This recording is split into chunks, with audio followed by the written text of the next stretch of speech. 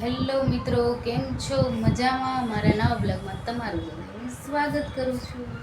જો મિત્રો, અત્યારે છે ને મમ્મી છે ને ગયા છે ધૂનમાં ગયા છે અને મેં નંગનો છે ને ઢગલો કરી નાખ્યો છે.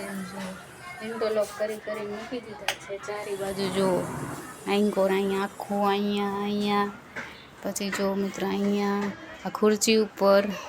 તો મિત્રો અત્યારે છે ને હવે હું થાકી ગઈ તો પછી છે ને મેં ઢગલો કરીને મૂકી દીધા છે. મમ્મી કેટલા 2 વાગ્યાના ગયા છે મિત્રો. તો અત્યારે છે ને 6:30 વાગ્યા હજુ નથી આવ્યા. તો આપણે પપ્પાએ બહુ રાહ જોઈ પણ છે ને આવ્યા નહીં. તો આપણે છે ને જોવી ક્યારે આવે. તો આપણે કંટાળીને ઢગલો કરી દીધો કેમ કે નંગ તો આવતા જ હતા. પછી એવું વિચાર્યું કે ઇન્ટરલોક કરીને મૂકી દો, હવે મથવું નથી કેમ કે એકલા થાકી જવાય જતા કરી થોડા ઘણા કર્યા આપણે.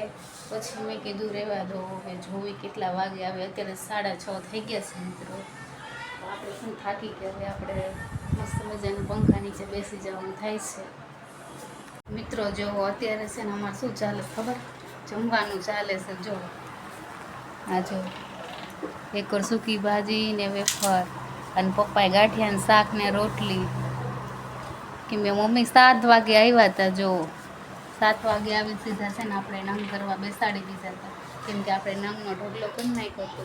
અને મિત્રો જો આટલા નંગ પપ્પાએ કર્યા છે અને જો આ બધા સ્ટોક છે અત્યારે. જો મિત્રો અહીંયા જો આ પાછા પેન્ટો આવી ગઈ છે એટલે આપણે જો પેન્ટો કરવાની છે. 3 બંડલ આવ્યા છે પેન્ટના. તો મિત્રો અત્યારે છે ને આવું ચાલે છે. મમ્મી 7 વાગે આવ્યા. બોલો 7 વાગે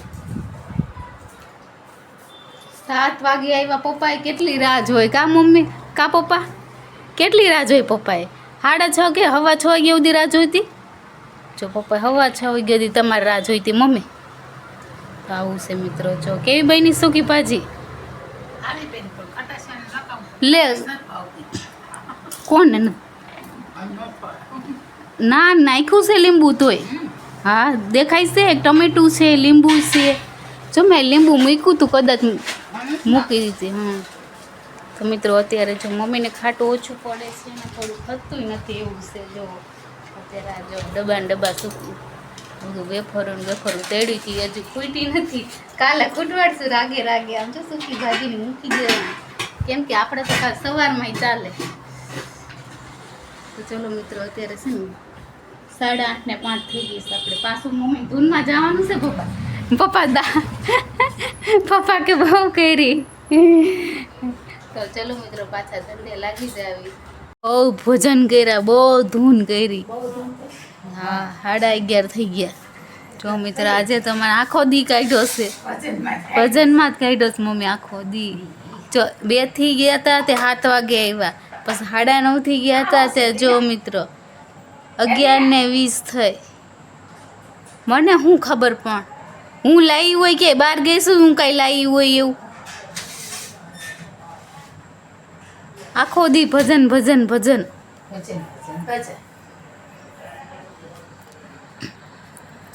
આ પ્રસાદી કાઢે છે જો મિત્રો. સિંગ આજે છે ને ડ્રાયફ્રૂટ નથી, સિંગ ને સાકર એ પ્રસાદી.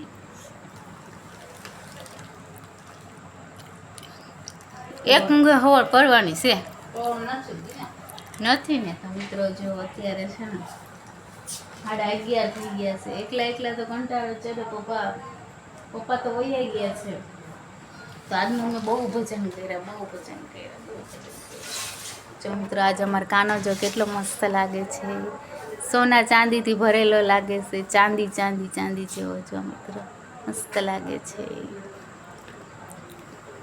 તો મિત્રો અત્યારે છે મમ્મી આવ્યા છે. હવે ક્યાં ગયા હોય કોને ખબર. ટબે કાઢવાનું છે. કયા ડ્રમમાં આપણે મૂકેલું છે કે નથી? પાછું ડ્રમમાં છે. હાલો તો કાઢી દો. પપ્પા બાંબરતા ગયા. તો મિત્રો ચલો આપણે છે ને ડીકે લે કે સંડાસનું ટબ લઈ લો કે મેં મૂકી દીધું નથી. મેં તું કાઢી દેવું બાપ. કંઈક લઈ જવાય ને મેં કીધું કંઈક સાયલ્યું બાયલ્યું તપેલી બપેલી. મિત્રો જો ત્યારે થાક્યા પાક્યા છીએ હવે શું જવાનું થાય છે કામોની. ચલો કાઢી દઈ પછી જ નાવા જાશો ને, નહીં તો ત્યાં ડોલે ડોલે નાવું પડશે. પપ્પા એમ નાયા હતા. જો મમ્મીએ કાઢ્યો હો. આ ચોક અસર કરે છે કે નથી કરતો? કોને ખબર. જો મિત્રો મમ્મીએ જો કરવા જોઈએ.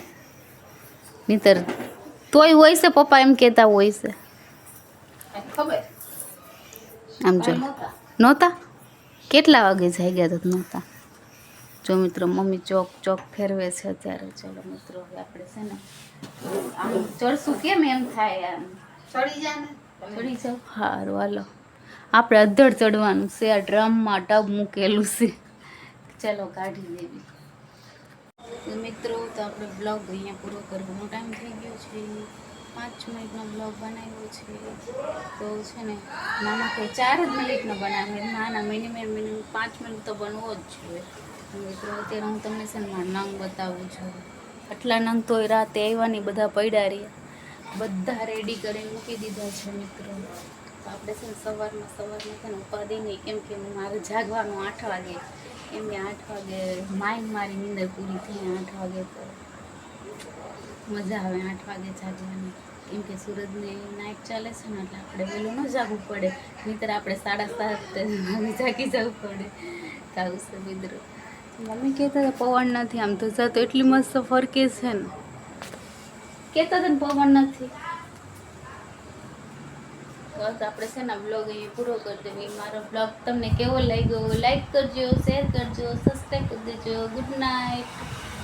તમારે કંઈ કહેવાનું છે એ ભક્તાણી બેન? ભક્તાણી બેન પહોંચી જવાનું. જય શ્રી કૃષ્ણ. ચલો બાય બાય.